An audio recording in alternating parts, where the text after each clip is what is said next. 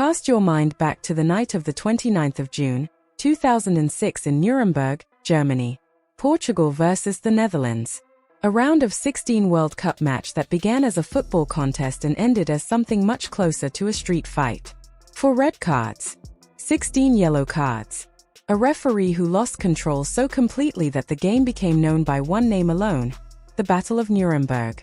To this day, it remains the most red-carded match in FIFA World Cup history. For 20 years, that record stood untouched, a benchmark of footballing chaos that seemed almost impossible to challenge. Then came last night in Mexico City, at the legendary Azteca Stadium, a venue that has witnessed some of the greatest moments in football history and hosted World Cup opening ceremonies across 6 decades. The 2026 FIFA World Cup kicked off in dramatic fashion. The tournament's very first match came within a single dismissal of matching that infamous record. 3 red cards were shown. South Africa received 2 and finished the match with just 9 men. Mexico lost 1 player and ended with 10.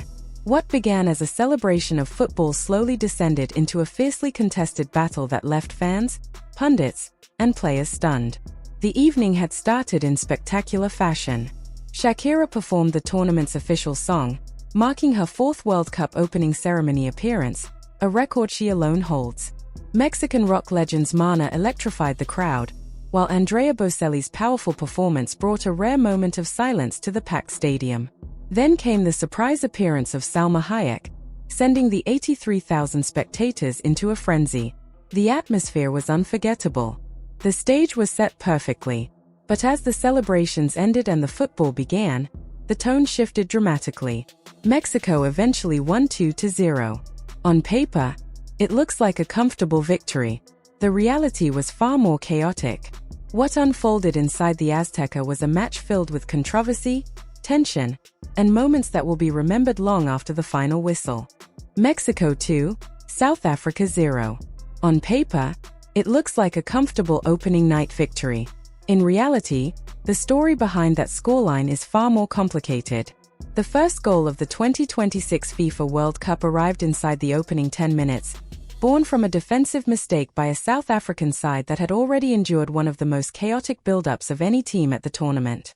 In the 11 days leading up to the match, they had dealt with a stranded flight in Johannesburg, a visa crisis involving members of their travel party, and the very real possibility that parts of their delegation might not even reach Mexico in time. Many teams would have folded under that pressure. South Africa did not. That point deserves emphasis because the scoreline, the red cards, and the headlines may suggest a team that completely lost control. They didn't. Hugo Brouss's side showed the same resilience that carried them through a demanding qualification campaign, one that included Nigeria, the continent's traditional powerhouse, who are watching this World Cup from home while South Africa are here competing on football's biggest stage. They stayed organized. They pressed aggressively. They created chances and forced Mexico to work for every advantage. For long stretches, they looked like a team capable of finding their way back into the match. Then the red cards began to arrive. Sepolo Yaya, whose heavy touch had contributed to Mexico's opening goal, became the first player sent off at the 2026 World Cup.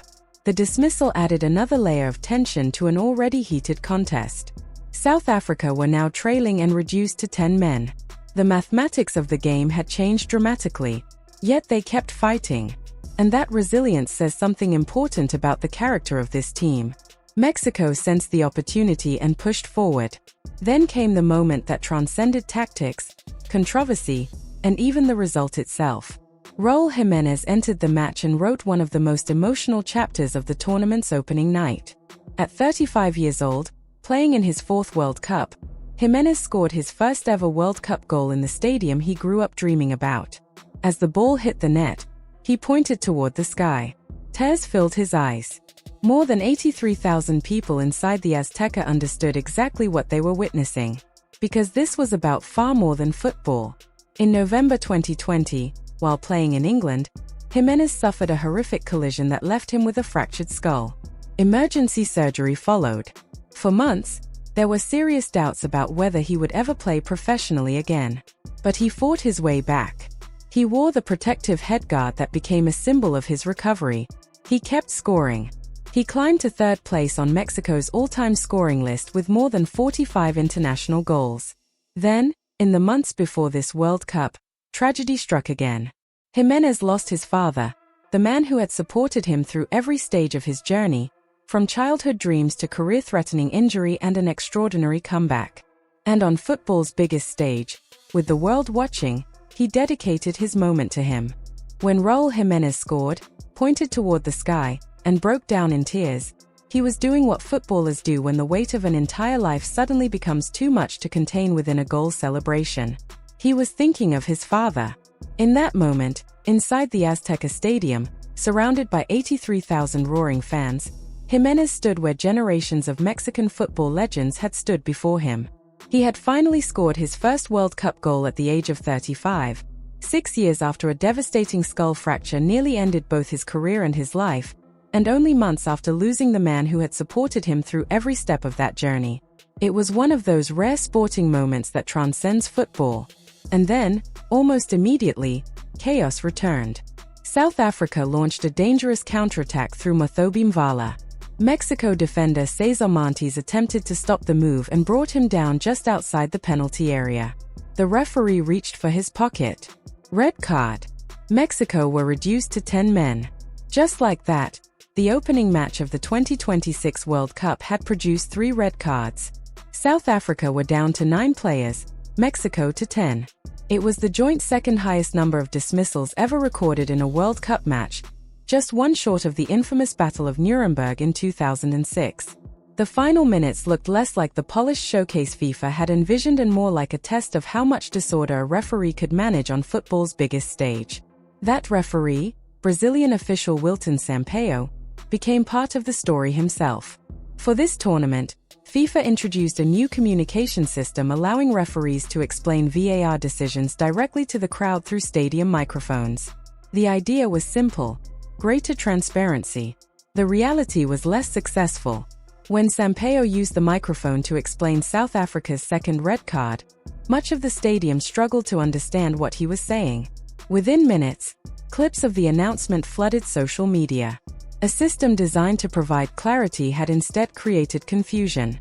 It became an unintended symbol of opening night itself, good intentions, ambitious ideas, and a tournament discovering that reality is often messier than the plan. By the final whistle, Mexico had won 2-0. But nobody was talking only about the score. They were talking about the emotion, the controversy, the red cards, and the sense that the 2026 World Cup had announced itself in the most dramatic way possible.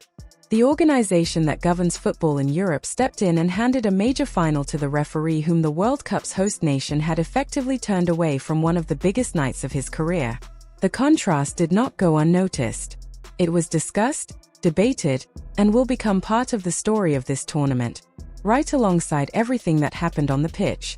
Think back to the Battle of Nuremberg in 2006. People remember the red cards, the confrontations, and the chaos. But they also remember the feeling, the tension, the sense that the match had escaped the control of everyone involved and that absolutely anything could happen next. Those are the moments that become part of World Cup folklore. Nobody planned the Battle of Nuremberg. Nobody planned for the opening match of the 2026 World Cup to end with South Africa reduced to 9 men and Mexico finishing with 10. Nobody planned for a referee's microphone announcement to become a viral social media moment before the match had even ended. And that is precisely the point. The greatest World Cup stories are rarely the ones written in advance. They are the ones that emerge unexpectedly from the chaos of competition. Think about the opening matches that have defined previous tournaments. In 2010, it was Saifuau Tshabalala's unforgettable goal for South Africa and the sound of thousands of vuvuzelas announcing that Africa had finally welcomed the world to its biggest sporting stage. In 2002, it was Senegal defeating defending champions France and instantly changing the narrative of the tournament. In 2006, it was Germany and Costa Rica producing a thrilling 6-3 spectacle that signaled from day one that goals would define that World Cup. Opening matches carry a significance beyond 90 minutes. They introduce the tournament to the world. They establish its mood. They tell us, in some small way, what kind of month lies ahead. Last night, the 2026 World Cup introduced itself with emotion, controversy, unpredictability, and history.